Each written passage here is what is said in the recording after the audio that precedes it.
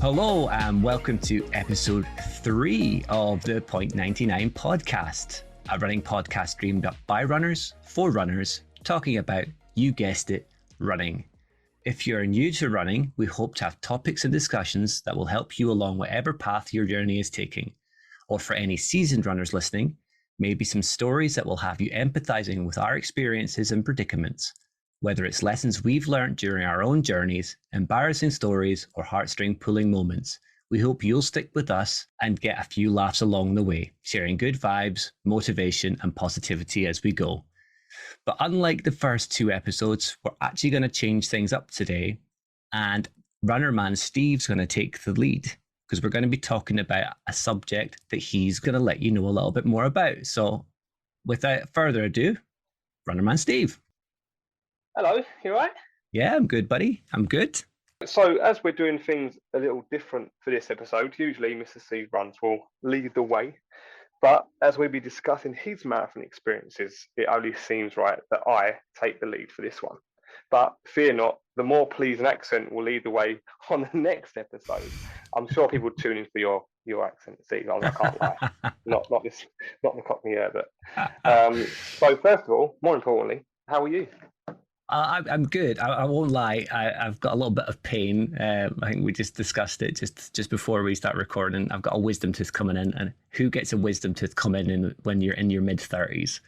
This guy right here, and it's gonna be a killer. But running will keep the pain away. It'll distract me. Well, I've not had any wisdom tooth, so either means I'm very lucky or I'm very stupid. So you take your pick. There's still time. There's still plenty of time for them to punch through.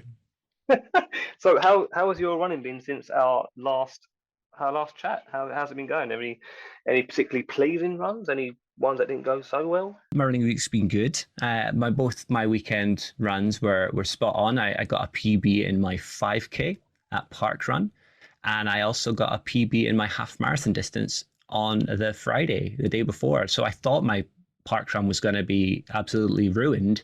I thought I was going to be tired, but I went a little bit hell for leather. I got a PB, which I'm chuffed at because I'm in the What the Fart Parkrun Cup, which by this point, it will have gone on to stage 2. I can't make it to stage 2 because I'm on holiday right now. I'm not, but when this podcast comes out, this episode, I'll be on holiday. Yeah, we've crammed this one in because Steve's going to sign himself up in the Dominican Republic. How was your weekend?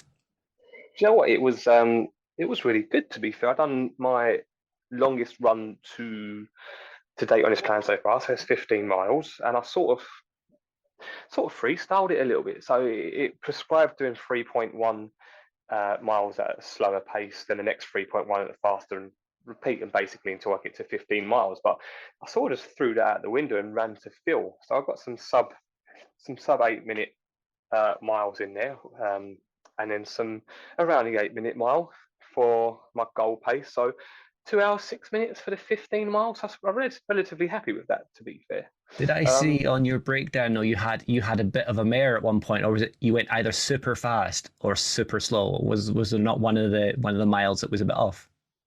I'm trying to think.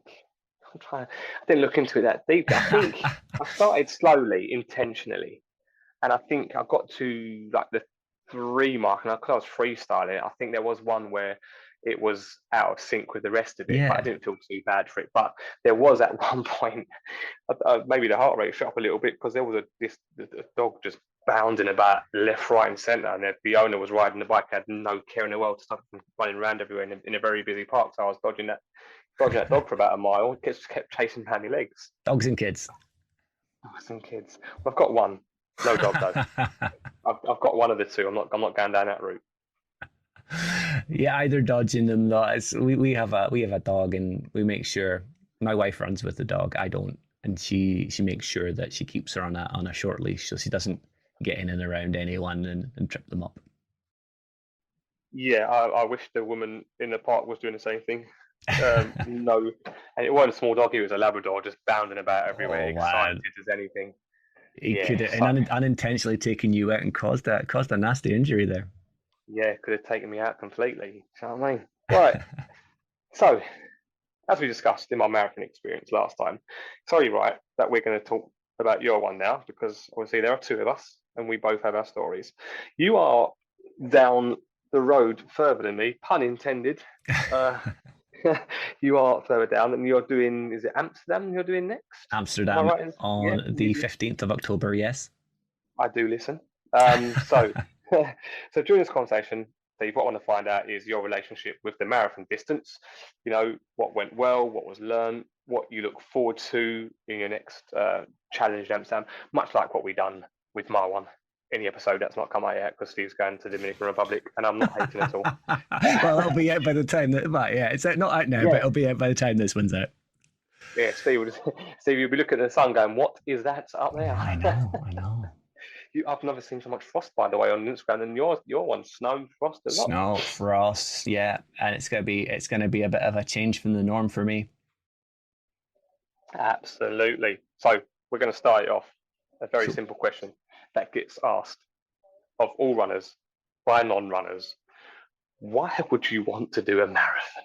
Why would you do it? I mean, I'm getting why you're doing it second time around. So, what is your relationship with the distance, mate? What made you want to run the marathon for the first time in more detail? I know we might have touched upon it a little bit, and when we're going to talk about a marathon in a couple of episodes' time. So, yeah, what's your relationship with the marathon, and why did you initially want to do that?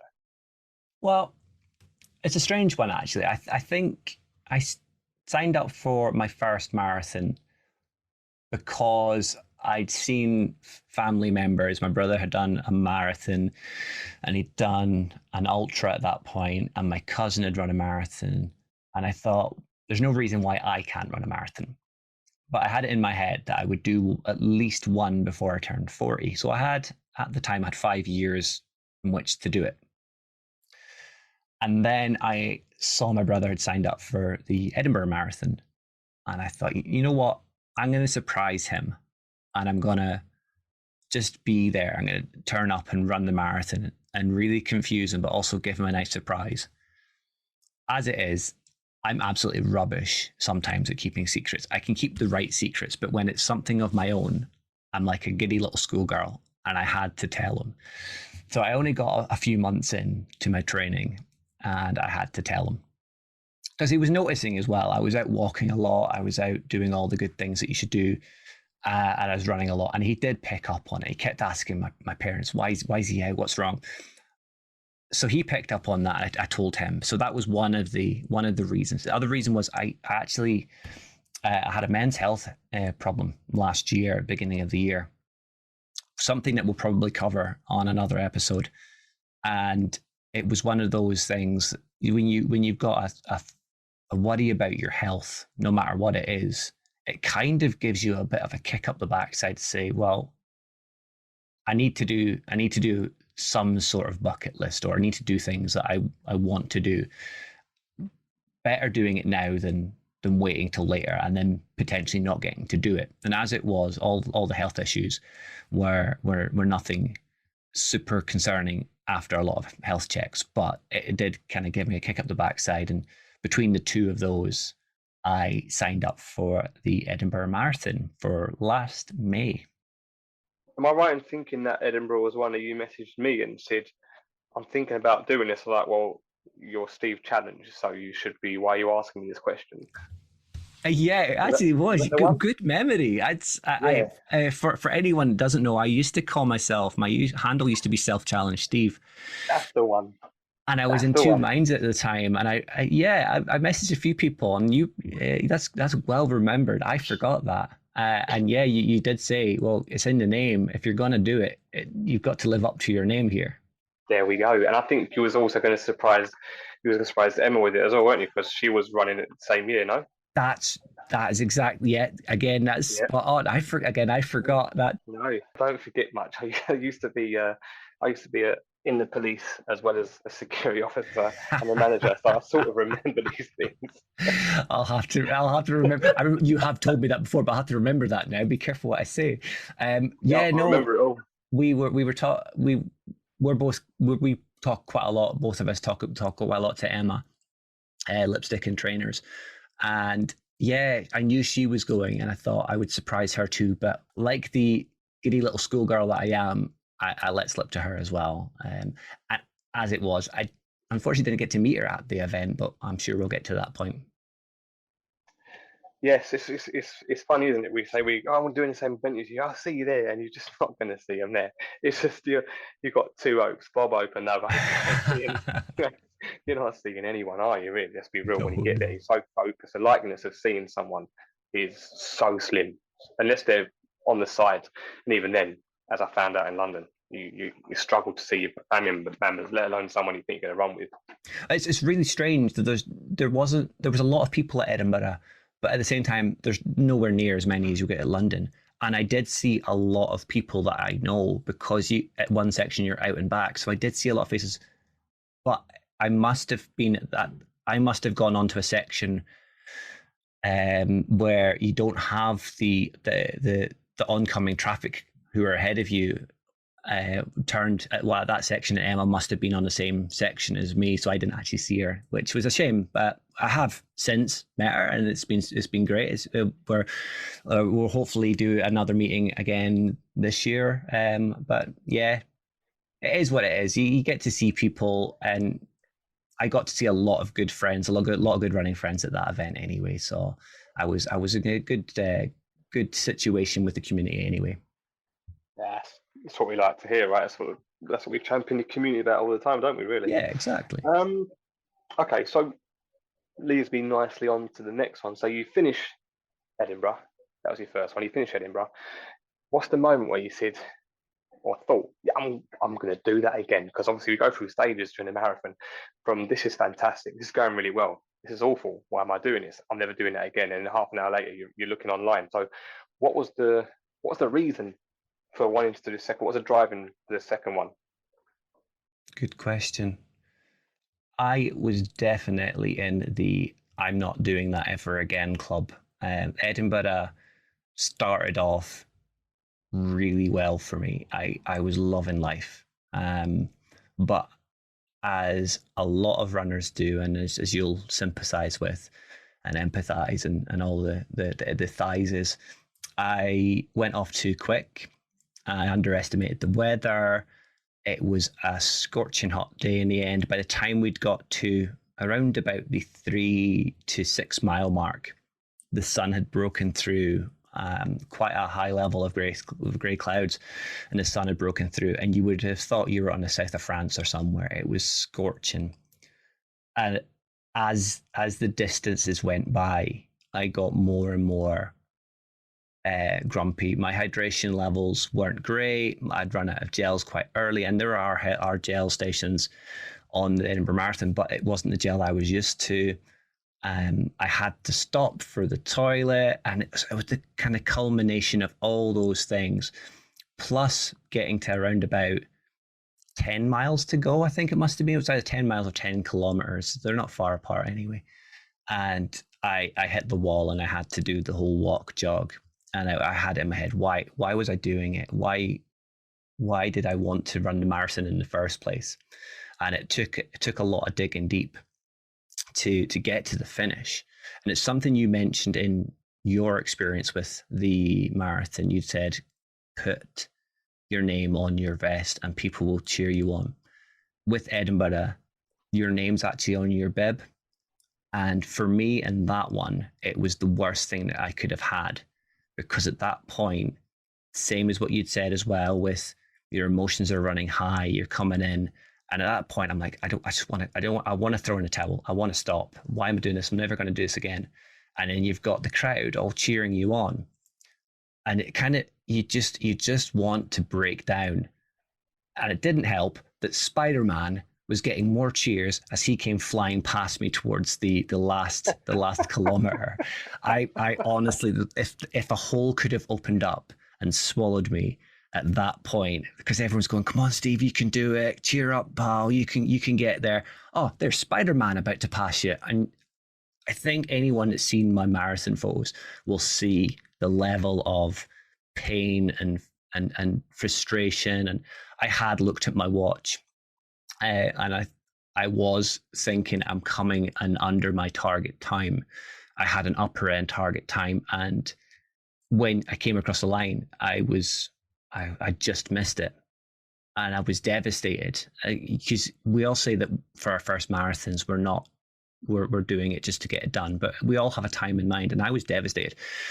And I found my bag from the luggage pickup, and I just went and sat and sulked because there was no phone signal. I couldn't get in contact with my wife, my brother, his fiance, no one I knew. I couldn't get in contact with them. So I just sat and sulked for a good 15, 20 minutes before kind of thought, well, it's not that bad. And by that point, my Strava had updated and I saw my time. Although the official on the distance on Strava is it was 4:31, just over 4:31. When you look at the actual marathon distance, it's 4:29 and so many seconds. So I was below my time by a few seconds. So I kind of perked up, but I maintained I was never going to do it again. What changed was by the time we'd got back to Edinburgh, because you don't finish in Edinburgh, you finish outside. We had to get a train. We had to run for a train, so that was another annoyance. I was absolutely dying by the time we got back to the hotel. But we had Korean barbecue, and I had a rest, and I felt so much better just from getting some food in me and getting a couple of beers. I thought, you know what, actually wasn't that bad. And then I seen the Loch Ness Marathon were doing I think it was their 20th year. I should know because it's when you do your home marathon, you should remember the landmark numbers. But I saw it was going to be a landmark one, and I'd always taken part in the 10Ks, or I'd worked at them, I volunteered at them, and I thought, you know what, I'm going to do my home marathon. I'd regret not doing it, and I'm in good physical fitness just now. I've just done a marathon. I've got lessons that I've learned from. Sign up for another one. Yeah, you know what? It sort of sounds similar because I was sort of sitting by the portaloos waiting for everybody, and you can't find no one when you finish the London Marathon. You can't find anyone at all, even if you are from London. You just have no clue because of the you can't get into train stations. You can't find meeting points or anything at all like that. It's you'd think you're in the middle of a major city, and it's just everything grinds to a halt. Yeah, the phone signals. But I think I was sitting sulking next to the toilets as well. Why is that? Why did we gravitate to toilets? Yeah, I don't know why you'll gravitate to the toilets. I don't know if it's a moment of it's the most easy. To be fair, I did say I'm by the toilets. You'll be able to see me, and then yeah, mate, there are loads of toilets, and they are absolutely everywhere, and everyone's standing by them. I don't know why you gravitate. That massive queues. I know it was really strange. As it was, it did pay off for me because of my future sister-in-law was in the queue. So she, after so long, she'd been looking around and she saw this sad silhouette of me sucking on some jelly babies, feeling sorry for myself. I was sitting there drinking a bottle of Coca-Cola. I thought it brought me back to life. So going back to that point you made about your fueling, and you say that the gels on the course were not ones that you'd ordinarily use. Did you run out of gels, or did you not get your strategy down to the point on fueling? My strategy was off. I think with the temperature of the day, it did throw me off a lot. I had trained with a Camelback, and I didn't take it with me because I could run without it. It was more of a I have it with me if I need it, and there was water stations on the course, so I thought, no, I'm not going to take it, and it had really good pockets. So during training, I'd always had Science and Sport gels with me, and I don't know if you've used Science and Sport or High Five or which ones you use, but the Science and Sport are quite thick in comparison to the High Five. Yes. Yeah, so I always use Science and Sport that religiously. Yeah, absolutely religiously, and I have used the High Five ones. I know exactly what you mean, but I do feel I get more out of the Science and Sports gels, a lot more. Which is really strange because I'd said to my wife afterwards, and she's got more of a head on for these sorts of things. So she read the she read about up on what each contained, and she said, actually, of all things, the high five would have been better for you. It has more energy levels. It should have given you more of a perk. But no, with the way the weather was, I was going through water at every stop, and I'd had a gel belt on. I bought a special belt, and anyone knows these belts squeeze the gels and make them hard to come out. And I'd gone through quite a lot of them. I decided, well, you know what? I'm struggling here. Let's just take the gels when I need them, not when I think I'm. I don't take them at my stages. Take them when I think I need them. So I took them, and I decided I would take the high fives. And as it was, I only picked up a couple as we were going. And yeah, it didn't work out. It was a fueling error on my part. I don't think it helped in the morning that my timings were off as well, so I didn't get a good breakfast in me. I got a very, very small breakfast, and that was a lesson definitely learned. Get up with plenty of time, even if you are tired, yawning, whatever. Get up and have a good feed. Absolutely. I mean, I got up at, I think, about 5:30, and I'm in London. But when I need to be up. I need to be up. I need to have breakfast. I need to do, bits and pieces. So going into marathon 2, so what did you learn? What do you take from 1 into 2? I'm assuming fueling will be one of them, because you're going to go and do it. Yeah. So you liked it enough. You conquered a certain part of it. So yeah, go from, if you think from 1, what did you learn during training for 2 and the day itself on that one? I think was it the Loch Ness, Baxter's Loch Ness you done? Yeah, it was the whole marathon is the Baxter's Loch Ness. I definitely learned about the importance of early morning food, getting your nutrition in. And even though I was staying in Edinburgh for the Edinburgh Marathon, I didn't really know Edinburgh, so I was worried about getting to the start line. So it was more important for me to get to the start line than it was to worry about my food. For Inverness, for Loch Ness, I live here, so I knew exactly where I was going. I knew the route. I stayed with my brother who lives in Inverness because he was working. He was a 10K coordinator, so he took me down to the start line, or to his start line. There's another saga on its own, but he made sure that I had a good breakfast in the morning. I took some more snacks with me because you get bussed to the start line. It's about an hour on the bus, so made sure to have my snacks and the hydration. I also made the decision for number 2 that I would just have more fun with it. It wasn't as important. It was number 2. I could always try set a time if I did a third one. It was more about having a laugh at the home event, and there was a lot of my running community friends came up.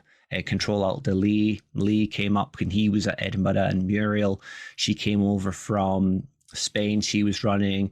Carl Orm, who's a great influencer as well, he came up and he was running it. So we had a few others as well, though, that I'd never met. We had Giz, who I'd never met, as I say, and we got introduced, and she's a great member of the community too, and Cal.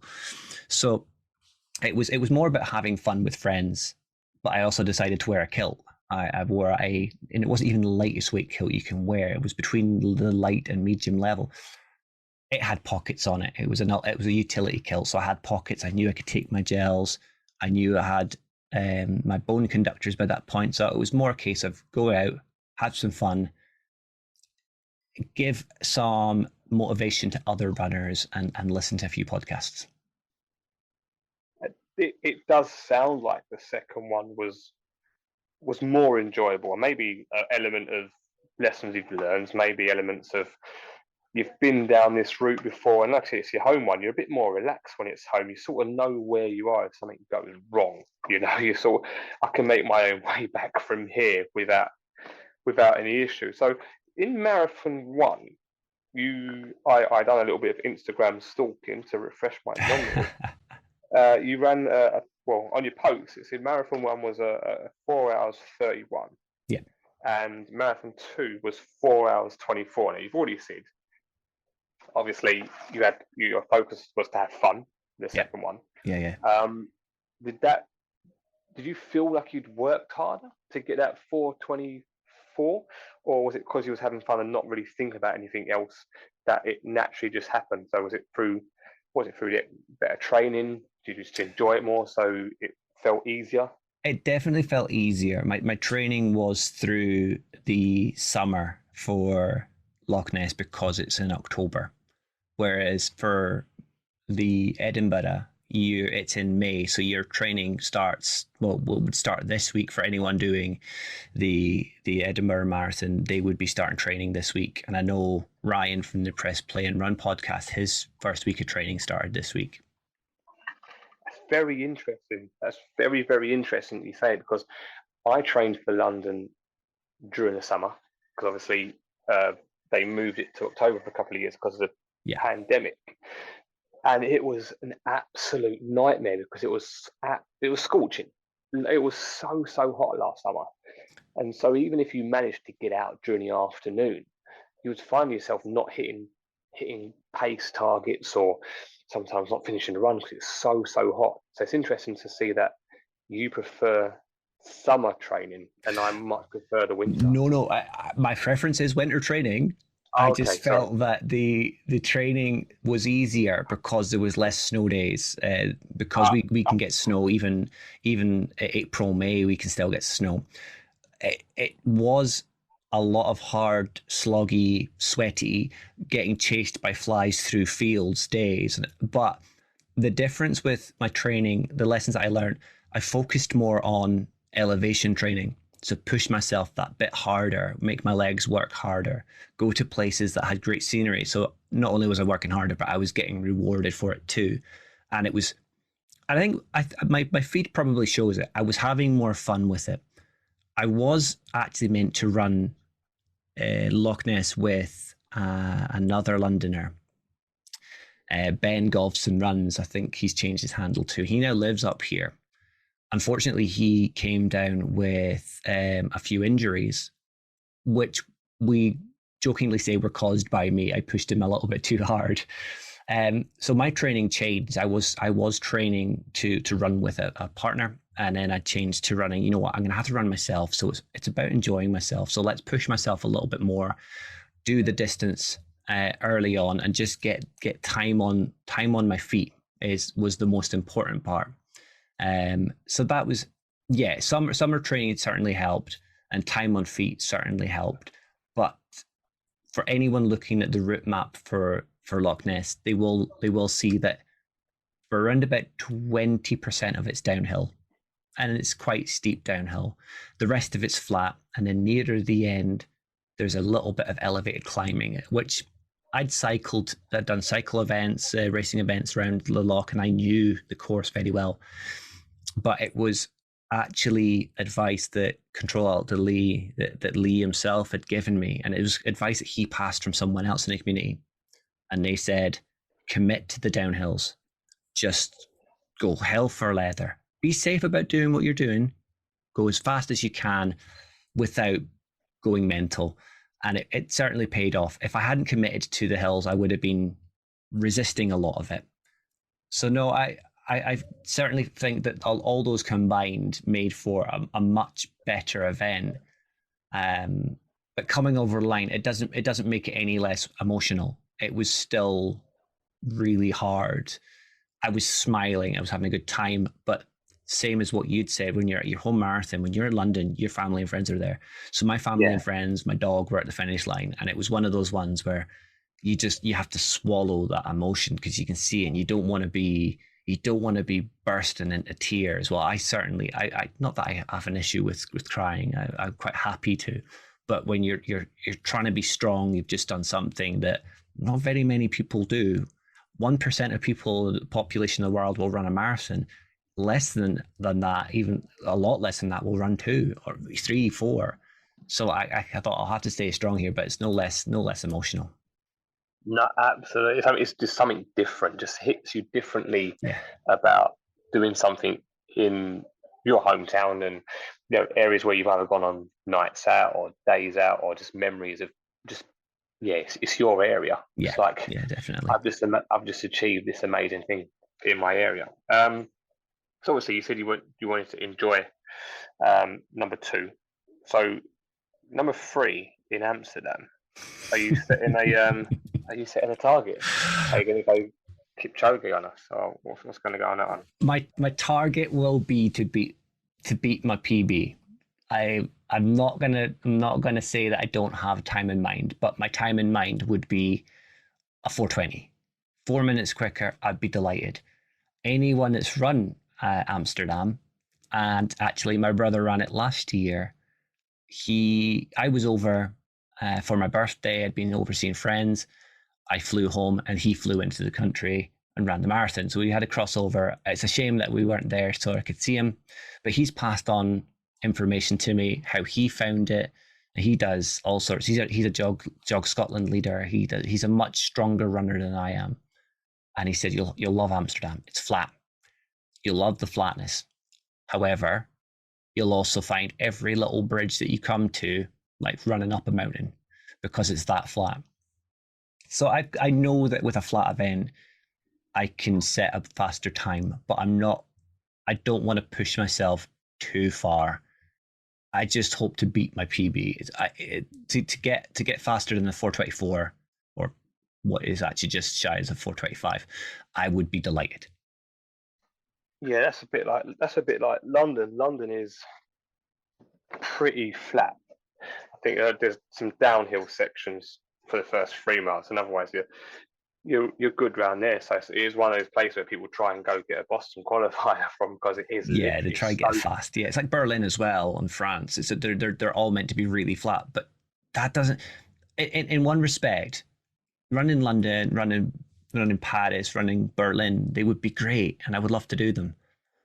And running Amsterdam is just because it sits at the right time for me. I'm not overly fussed with running a flat marathon. I would rather run something that has hills at the beginning to give a variation. But that's the Highland in you. That's the Highlander in me. That's right. Yeah, chasing haggis around the hills. that's the Mel Gibson in you. Shouting for your freedom as you run rounds. No, so no, you won't be disappointed if you don't sort of get say a 4:20. You just want to enjoy it. Yeah, just enjoy it. I've heard that the crowds are very good over in Amsterdam. As I say, because it's on the 15th of October, it's the day after my birthday, so it's an opportunity to go and have a long weekend, enjoy myself, get a good few beers in afterwards, and just soak up the atmosphere. We also have friends that stay in the Netherlands. We have a lot of Dutch friends, and I'm sure they'll be at the finish line, and they'll have a party vibe about it. So that's really why I'm doing it. As you say, I'm not going to be super disappointed if I don't get a PB. It's really about going and showing face and getting a marathon ticked off in a foreign country. That's one of my aims. I want to do something similar. I think once I've done London, I say I won't do it again. One day I probably will try and do it again just because it's home, but just to experience something different, different course, different vibe. I don't want to become one of those people where you just say, I'm only ever running London, and that's it, because these people do exist. Yeah, which is it's a shame. You need to get out and experience other places. If you can run a marathon, go explore. Yeah, absolutely. I actually saw something. I've listened to a podcast the other day actually, and they was going through the statistics. So you mentioned about the 1% have run a marathon, then less than 1% have run more than one marathon, and there was a stat saying I think something like less than 10,000 people across a period of time that have run all the majors, and that was just mind-boggling because I thought there'll be much more than that, much more than that. So it just shows how crazy it is to consistently come back, and that's an expensive habit, by the way. I'll shout out who that was. That was Ryan from the Press Play and Run podcast. That's the one. Yeah, it was in episode 2. I was scratching my head to think who said that. I didn't want to just give someone credit that it wasn't them to make sense. No, definitely. Ryan. Yes. Ryan was the man. And that is proof, Ryan, that I did listen to it. I didn't just shout you out to both episodes deeply. I think we mentioned before we hit record that I was listening to both episodes on that long run, and I just really like the format. I like the questions at the end. Add a Spotify song, and that playlist is going to be chaos. That Yeah, playlist is. that playlist is going to be mental. I'm here for it. I'm here for it. Um, so after Amsterdam, do you think you'll do more marathons, or do you think you'll do more shorter distances? Because marathon training does take a It lot of time out of you. definitely does take a lot of time. I have a commitment to long distance now, which is really strange. I never thought I would. I have an addiction to it. I'm not as addicted as some people, and I suppose if you're doing the majors, it's a forced addiction because you want to. If you've done a few, you want to do them all. For me, it's I'll do it as long as I physically can do them, and I'm not going to go out my way to do them. But I if I can do one marathon a year or one every other year, I'd be happy. And I, it's really strange. I was speaking to Emma about this as well. She seems to be going down the avenue of triathlons now. And I was meant to do triathlon originally, Ironman style. And I damaged my knee. This is going back to what we spoke about with American football. I damaged my knee at that as well. And I couldn't take part in my triathlon. But it's not something that interests me now. My interests have come away from cycling. I'll go out for a spin, but ultra running is what a discussion I've had with her, and I don't think it's something that she really has an interest in. But there's an Ultra X in the Highlands, or I don't know if they're going to run it this year. I think they will. They may actually already have it up for sale, but it runs the same distance, the same sort of route as the Baxter's Loch Ness Marathon. You just have the additional 10 kilometers on the front of it because you run from a place called Fort Augustus and you run to Inverness. That's an event that would interest me. So yeah, longer distances, shorter distances I love. I end up feeling absolutely annihilated by the end of a 5K or 10K. I much prefer long distance. Yeah, five K is brutal. People think it's a shorter distance, but you don't get time. If you're going to go for a time, you you haven't time to settle in. You have to go, like going Yeah, out. it's hard Going on the out. body. I would say it's harder on your body than running 15K. Oh yeah, I've felt far more comfortable going out and racing a half marathon than I have tried to go for a 5K, because you're trying to catch your breath. You're trying to keep yourself in that zone, and Yeah, it might sound crazy to some people, but yeah, I don't really like 5K distance too much. Obviously, you like the park run, you like the good vibes you get there, the people you talk to there. And I will, do you know what? I'm actually going to put it on this podcast now. I've decided that my deload week on week number 8, so the 25th of March, February, sorry, got my months mixed up. I'm actually going to try and give a 5K sub 25K a crack. So I've done 2107 at the beginning of the plan, 3 weeks into it. But I thought, you know what, I'm going to try and have a little crack at a sub 25K and see where we get with it. I would put it out there and see and what you happens. know what, Steve? If my thinking's correct, that will be the day after this podcast comes out. Right. So Yeah. it's something we can talk about in episode 4, whether Just live. how it goes. Yeah. We had this discussion after my PB the weekend. We're both definitely capable of running a sub 20, sub 22 at least, but a sub 21. I would say we both have the capability of it. Sub 20, I think we have the capability of it as well. It's just about getting your pace right from the outset. And Yes. the problem I had 100%. on Saturday was I went off way too quick. Looking at the photos, and I knew this at the time. I was further ahead than the 19 minute pacer and the 21-minute pacer for the first 2 kilometers. And that's bad pace management if you're ahead of those two target runners. Yeah, if you don't, they're pacing it pretty effortlessly, and you're like, I'm gone, see you later. Yeah. You like that chap Yeah. that works so hard to get to the championship place for London, and then just went hell for leather and just led the London Marathon. He said he was going to do that, and he actually done it. If you're listening to this, you've not actually seen that, just go onto YouTube. I'm sure you'll find it on there. Yeah, he went hell for leather. He said to his friends, "I'm going to qualify for a championship spot, and then when it starts, I'm going to just go for it."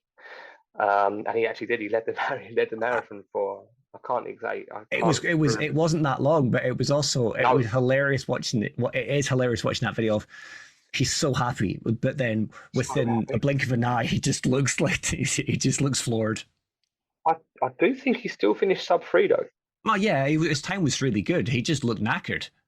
Yeah, but you know what? He said, "I'm going to do it," and he done it. So fair play to him.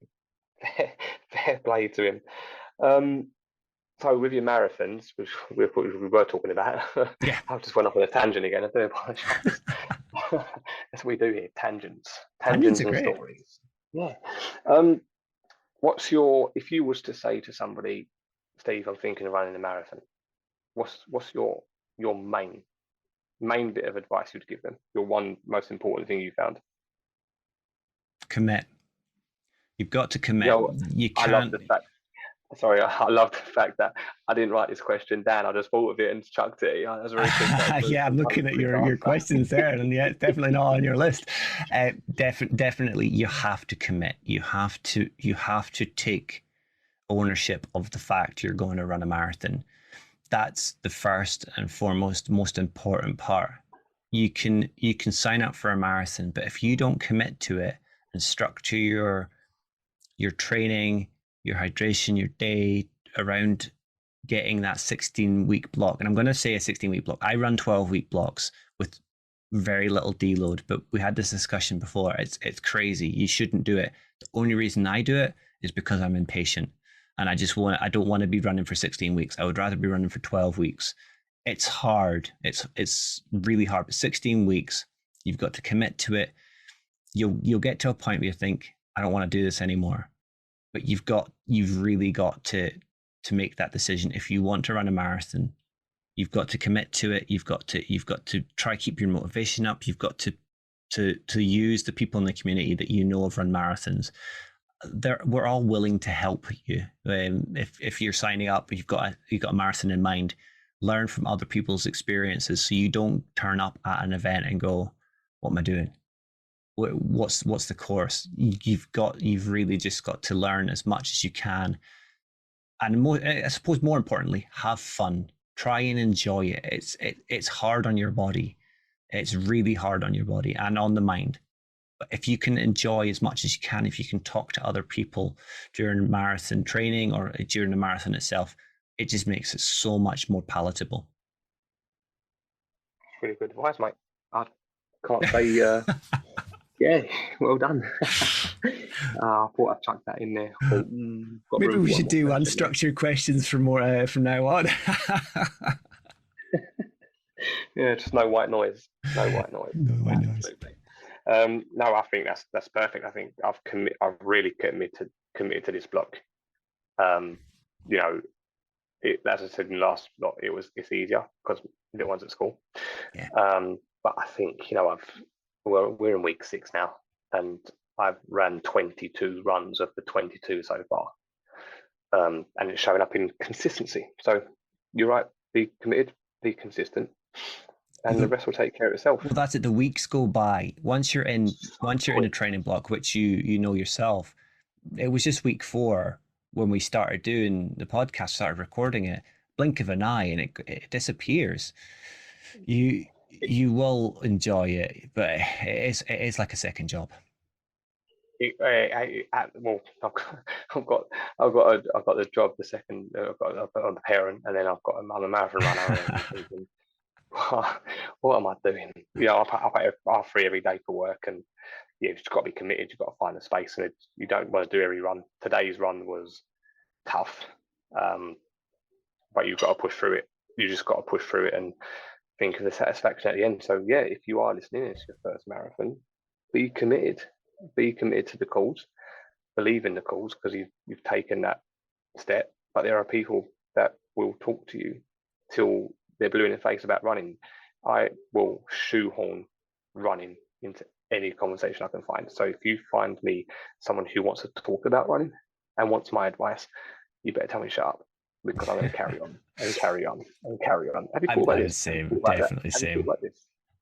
I mean, I done it at my daughter's school playground the other day. Um, the wife saw one of her old teachers who recognised her straight away from when she went to that primary school. And we was talking about when we was walking around school, take a look at it and seeing the old stuff there that was still up. And I was like, oh, where is it? And I don't know why I've done it. I do know why, because I'm a runner. But I said, oh, that was the day after you. That was the day you dragged me around the school, the day after the marathon. And I don't know why. Why there was no relevancy to shoehorn that into the conversation. It's like, do you know I run marathons? I've not met you before. I run marathons. Yeah. But once people know you run a marathon as well, they know what triggers to avoid saying. Yeah, and it'd be like, I'll see you at sports day, because I'm turned up to win. I'm not being beaten by someone who doesn't run. It's not happening. And that's when you find out Mo Farah's kid goes to your school as well. Yeah, Mo Farah, yeah. Oh, man, he rocks up at run through events in Stratford now and again. I think his wife does them. Yeah, there's a few athletes like that, inspirational athletes. I think Kelly Holmes does it too. She just turns up at park runs and just meets people. Joe Wicks does it too. I know he's not necessarily an athlete, but as a trainer, yeah, they're really good. Really good that people do that. Take the time. I think the most random one I saw, and I weren't there for it, I was gutted, was Will Ferrell turned up. Really? I think, and it was a run through event, I think it was, that I saw at I think Victoria Park. So he must have been filming in London somewhere. I'm pretty sure it was there. Someone might correct me on that, but I'm pretty sure I saw pictures of Will Ferrell. He, I could be wrong with what team I think he supports, but I think he's like a Tottenham fan or someone, because he did come across for the Wrexham Disney show for Ryan Reynolds and Rob McElhenney. He was over for one of their games, so it might have been around about then. It could be. I mean, I think it was a while back. I do need to watch that. I've got into that Korean program on Netflix. I think the Oh, 100. physical 100. That's the one. Yes, it's not Amazing. necessarily running related, but if you're into your how fit, like not fit as in how Steve would say they're fit, as in physically fit, physically fit people, they are just crazy. Insane. Cool. So that was nice, enjoyable chat about your marathon experiences. I think Yeah, I've taken some bits away from that. What we want to do on this to end this show though is we talk about the community a lot, Steve, yeah. and who drives us on and who's always there for a chat, to a little G up when you don't realise it. And I mentioned, last pod where you messaged me to say, "Oh, you're right, mate. You've been a bit quiet." Who, if I could say to you, give me two people that you follow that give you absolute running community vibes, fantastic people, people you can learn from, people that support you. Who would it be? Give them a shout out. That's hard, man. It's definitely it's really hard to pick two. I've already mentioned the guys that are part of my. They were at the Edinburgh Marathon. They were at the Loch Ness Marathon. So I won't choose them, but I'll mention their handles again because I think they're well worth following, and that would be Carl Orm, who's fighting the dad bod, and he's really good for mental health and positivity. He also does interviews with athletes. Muriel Dempsey, that's going to be a hard one, but you'll find her. She's a skipper. She does a lot of skipping in her stories, but she's also a runner. She's a phenomenal athlete, but she downplays her ability so much. Giz on the run, a lovely Turkish girl, and that's a GIZ underscore on underscore the underscore runs. Giz Fowler, she is such a smiley, happy, cheery person. And then most importantly is Lee, because Lee's always there. He's always got your back. He's going to be running the Loch Ness 24 with me again this year, and he's Control Alt Delete because he's a geek. But if I'm picking two that are always there they're always in your inbox when you need them, and that discludes yourself at the moment, Steve, because I can't pick you. That would be unfair. I would say there's I don't. She's going to be running at a lot at the Inverness Half Marathon. It's going to be nice to potentially meet her.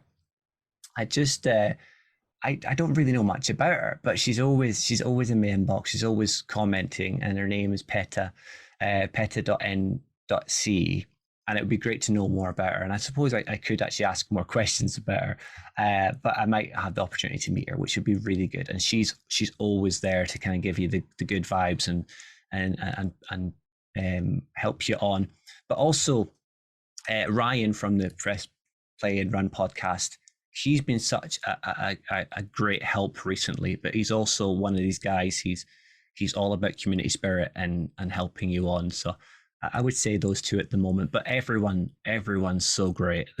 You can't not mention so many people, but you'd be here for days. We'd be going for hours, and we will mention them as we go on, we go through the episodes. So for you, who would your two be then? So for me, if we're fitting with the theme that I can't pick the person I'm on the pod with, one of them is you might have seen him on the socials. He's Craig. So Craig the runner. So Craig dot runner. Absolute lad. Honestly, what a lad. He's such a good guy. He was the one that was in my inbox quite often during the last marathon block and this one, pushing me along, saying, look, I think I mentioned in my story today, there was a few runs during the last block where I got criminally bored. I was finding the easy runs so boring. I gave up on a couple of them, and I told him I gave up. And he's like, what are you going to do on the marathon day? Just going to give up. And sometimes that tough love. He also, by the way, is the OG, because he messaged me on Black Friday at about 8:30 in the morning with details of Nike Vapors down to £101, 224. And I was like, you beauty. Also loves a glass of Stella or two. So we are Instagram Stella buddies as well. So he's a really good person to follow. And who else could it be? Like I said, there's loads. Hannah, actually. Her name is, I'm getting the exact, Hannah _runs 93. Quality person. Honestly, she's actually going for her 5th star. Wow. Is it 5 stars? 5 stars in Tokyo coming up. So she's deep into training. Just done a 20 miler on a weekend. Absolutely bossed it. But she's a great person to talk to. Met her at a park run a few weeks ago. That's where I remember, because I think I follow her now because of you'd had the photo up with, and I think you shout her out the other day as well. Yes. Honestly, ridiculously good. Great person, and keeps it real. She just keeps it so real. I think she's aiming for a sub 5, so to finally hit that sub 5 in Tokyo. So anyone that does want to follow her, give her a follow. And then as you get closer to Tokyo Marathon, the day before, just chuck her a message, because the time zones are insane. So she'll wake up when everyone's sleeping. Yeah. It's one of those weird time zones. So they do a Dropbox style thing where you can put a message in and it pings it to them on the day of the marathon. So everyone's sleeping, but you're awake and you get all the messages. So yeah, I think Craig and Hannah are the two for me that I would want to give a shout out on the first time we talk about community. And I think maybe we could do it weekly or I would say we'll do it by episode.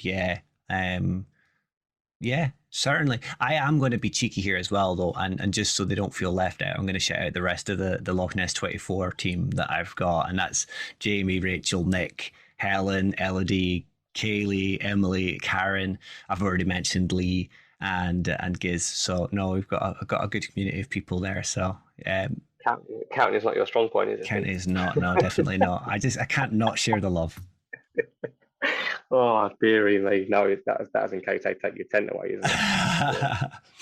But no, I think that's been. I've really enjoyed that. It's probably sounded a little bit more subdued of an episode compared to 1 and 2, but I've really enjoyed that. Speaking about the marathon, it's always nice to kind of reflect on them in more detail than just telling people you've run a marathon. So no, that was a great set of questions, Steve. Well done. Yeah, cheers. Well done. I literally had it written on my laptop, left my laptop, and then just knocked these up on notes in about 10 minutes. So maybe I was overthinking last time. Trying to be Yeah, too I clever. think we can do that though, can't we? We can overthink. Absolutely. Well, I think that's leads on to we'll have a little think of what the next episode is going to be. I think you mentioned it, actually what the next episode will be. Uh, We're going to talk about yes. my attempt at my crack at a sub Yeah, 25k. we'll talk more about your how your training block's going, but I think we'll focus more on just a little bit more on the community and the lessons we've learned from where to look for the getting the most out of the community, I would say. I But think yeah, I'll no, be on. we'll have I'll, something in the socials anyway. yeah, I'll be on the back end of week 8, You will be, I believe. yeah, halfway We through. we will you be back from sunning yourself up in Dominican by then? I will, yes. Burnt? Hopefully And not burnt. Hopefully well tanned and ready to rock.